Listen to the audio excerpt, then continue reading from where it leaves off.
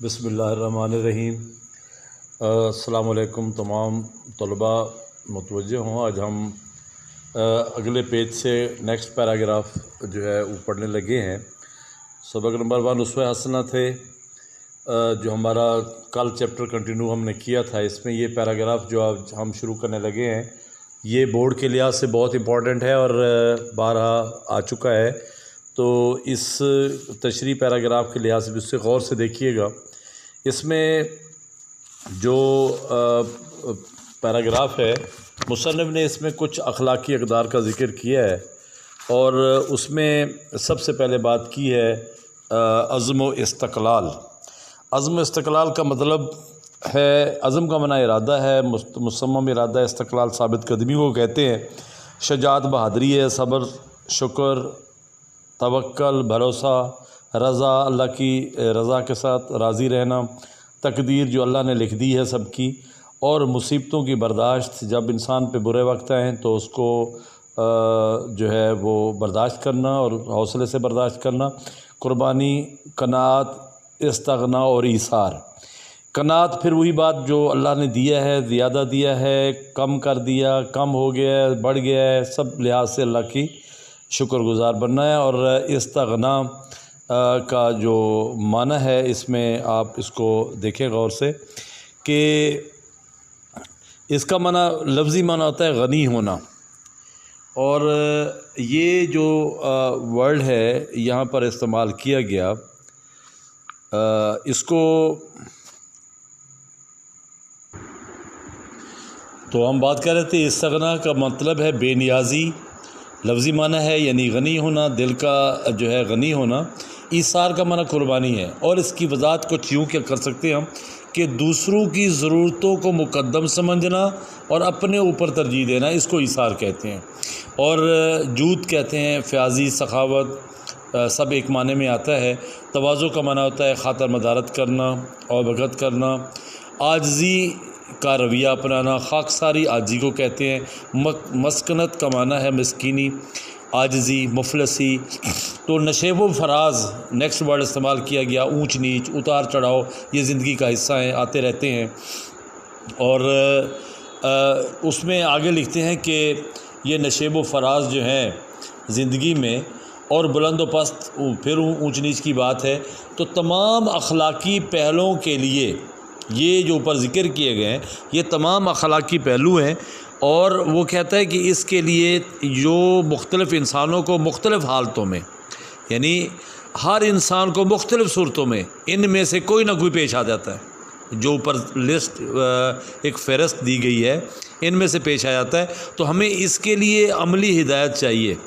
مثال کی ضرورت ہے کہ ان میں سے کوئی بھی جو موقع آتا ہے اس کو ہم کس طرح اس سے نبرد آزما ہوں۔ تو اس کے لیے پھر مصنف کہتے ہیں کہ ہمیں پیغمبر اسلام صلی اللہ علیہ وسلم کی سوانے میں وہ مثالیں مل سکتی ہیں، اور سوانے کا مطلب ہوتا ہے وہی زندگی کے حالات، ان کا حالات زندگی پڑھنے سے وہی اسوہ حسنہ، ان میں آپ پڑھیں گے تو ان سب چیزوں کی وضاحتیں آپ کو وہاں مل سکتی ہیں۔ اگلے اس میں پھر آگے وضاحت کرتے ہوئے باتیں ہوئی ہیں جو پہلے پیراگراف سے آگے شروع کر رکھی ہیں، مثالیں بڑھائے جا رہا ہے مصنف، اور یہاں پہ اس نے اور طریقے سے سمجھانے کی کوشش کی ہے۔ اور وہ کہتا ہے کہ اگر ایسی شخصی زندگی جو ہر طائفہ انسانی، طائفہ کا معنی ہوتا ہے گروہ، تو ہر حالت انسانی کے مختلف مظاہر اور ہر قسم کے صحیح جذبات اور کامل اخلاق کا مجموعہ ہو۔ اور ایسی ہستی کون سی ہے؟ کامل کا معنی ہے مکمل، کہ جن جو ہے ظاہر کی گئی چیزیں جن کے اندر ہوں، جن کے اخلاق مکمل ہوں۔ تو آپ صلی اللہ علیہ وسلم کی وہ حدیث کہ انما بعثت لاتمم مکارم الاخلاق، کہ مجھے اس لیے مبعوث کیا گیا کہ میں اخلاق کی تکمیل کروں، وہی واضح کرتی ہے، اور وہی آپ صلی اللہ علیہ وسلم کی سیرت، ان کا کردار اقدس۔ اور اگر وہ مصنف آگے کہتا ہے کہ اگر آپ دولت مند ہو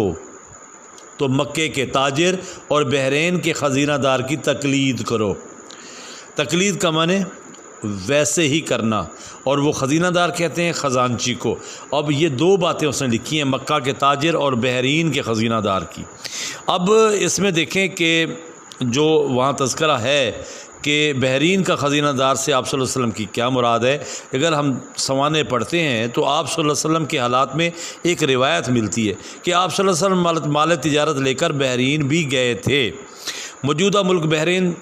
جب ہم دیکھتے ہیں کہ سعودی عرب کے مشرق میں ہے اور ایک آزاد خلیجی ریاست ہے، اب بھی ہے، تو خزینہ دار کا معنی خزانہ رکھنے والا، چونکہ تجارت کرنے والے کے پاس خزانہ ہے۔ اور وہ اب دیکھیں کہ مکہ کا تاجر بنے جب حضرت خدیجہ کی تجارت جو ہے ان کا سامان لے کے آپ جایا کرتے تھے، اس کا حوالہ دیتے ہیں۔ دونوں صورتوں میں آپ صلی اللہ علیہ وسلم کی ایمانداری، امانت داری اور اخلاق جو ہے اس کے اندر وضاحت کرتے ہیں۔ تو وہ کہتے ہیں کہ اگر آپ ان دو سفروں کو پڑھیں، ان میں تجارت کی غرض سے آپ صلی اللہ علیہ وسلم کا آنا جانا، وہاں پہ مال کی خرید و فروخت، یہ سب دیکھیں گے تو آپ کو پتہ چلے گا کہ اگر ہم دولت مند ہیں، اگر ہم تاجر ہیں تو کس طرح ہم نے زندگی گزارنا ہے۔ اور دوسری صورت میں اگر آپ غریب ہیں، اس مصنف کہتا ہے تو شیب ابی طالب میں محصور کا معنی قید، اور شیب ابی طالب کیا ہے؟ شیب کا معنی ہوتا ہے گھاٹی۔ ایک درہ ہے، بنو ہاشم کا مروسی درہ ہے، ان کا اپنا ہے، اس میں ابو طالب اور نبی کریم صلی اللہ علیہ وسلم کے خاندان کے دیگر افراد 3 سال تک قید رہے۔ اور اہل مکہ نے اس وجہ کیا تھی کہ معاشرتی مقاطعہ یا سوشل بائیکاٹ کر رکھا تھا، جس کی وجہ سے مجبوراً انہیں وہاں اس گھاٹی میں رہنا پڑا۔ تو کس طرح اپنے صبر و شکر کے ساتھ وقت گزارا، کبھی زبان پہ شکایت نہ لائے۔ اور یہ سب کچھ کیوں ہو رہا تھا؟ چونکہ کفار آپ صلی اللہ علیہ وسلم کو دین اسلام سے دور کرنا چاہتے تھے، ان کی تبلیغ سے منع کرنا چاہتے تھے، اس لیے آپ سے یہ مقاطع کیا گیا۔ اور دوسری بات آگے لکھتا ہے کہ مدینہ کے مہمان کی کیفیت سنو۔ مدینہ کے مہمان آپ صلی اللہ علیہ وسلم کب بنے؟ جب آپ مکہ سے ہجرت کر کے مدینہ پہنچے، اور دیکھیں کہ آپ صلی اللہ علیہ وسلم کا وہاں کردار، وہاں کیسے رہے، کس طرح لوگوں کو اخوت اور بھائی چارے کی طرف لائے، کس طرح اسلام کی تبلیغ کر کے اسلام کے دائرے میں ان کو لایا گیا۔ تو یہ وہ کہتا ہے کہ اس کی آپ صلی اللہ علیہ وسلم کی جو تقلید ہے وہ ضروری ہے۔ اور پھر آگے مثال دیتے ہیں مصنف، وہ کہتا ہے کہ بادشاہ ہو تو سلطان عرب کا حال پڑھو۔ اگر آپ بادشاہ ہو تو نبی اکرم صلی اللہ علیہ وسلم جو سلطان عرب کے طور پہ جانے گئے، ان کا حال سنو کہ وہ بادشاہت انہوں نے کس طرح کی، ان کا رویہ رعایا کے ساتھ کیسا تھا۔ اور پھر اگر آپ رعایا ہو، عام عوام ہو، تو پھر آپ کی زندگی میں یہ بھی ایک پہلو نظر آتا ہے۔ جب آپ قریش کے ماتحت تھے مکہ میں اور ان کی دسترس میں تھے، تو اس وقت انہوں نے کس طرح ان کا رویہ تھا، کس طرح۔ تو آگے تھوڑا سا بات بڑھاتے ہوئے وہ کہتے ہیں کہ اگر فاتح ہو، اگر آپ نے جنگ میں فتح حاصل کی ہے، اگر آپ نے علاقہ فتح کیا ہے، تو آپ صلی اللہ علیہ وسلم کو بطور فاتح دیکھیں جب آپ نے غزوہ بدر، جو اسلامی تاریخ کا سب سے پہلے غزوہ ہے، اور حنین کے سپہ سالار پر نگاہ دوڑاؤ کہ آپ نے ان غزوات میں فتح پا کر کس طرح آپ صلی اللہ علیہ وسلم نے رعایا کے ساتھ اور وہاں کے لوگوں کے ساتھ سلوک فرمایا، وہ بھی آپ کو دیکھنا ہوگا۔ اب یہ جو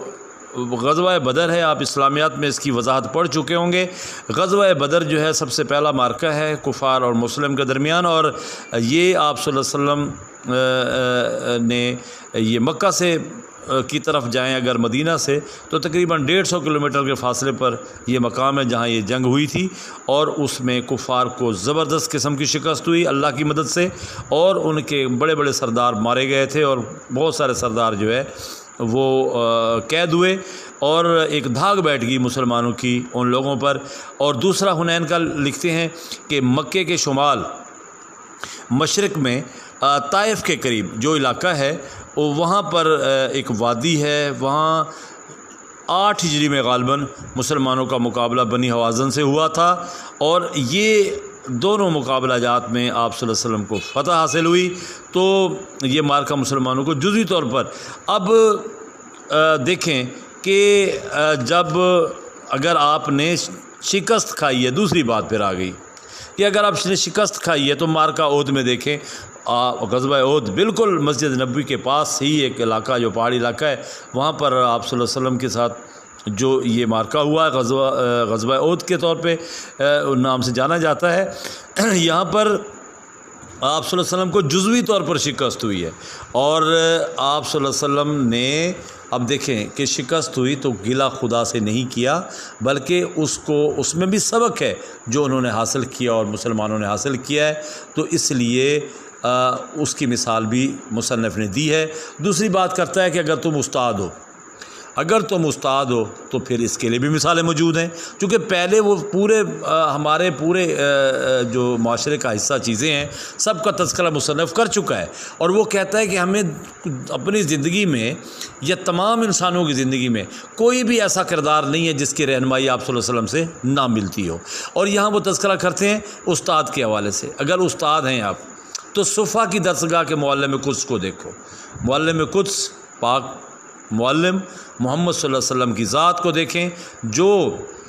چبوترا ہے مسجد نبوی میں آپ صلی اللہ علیہ وسلم کے روضہ اقدس کے پاس ہی ہے، وہاں آپ بیٹھے لوگوں کو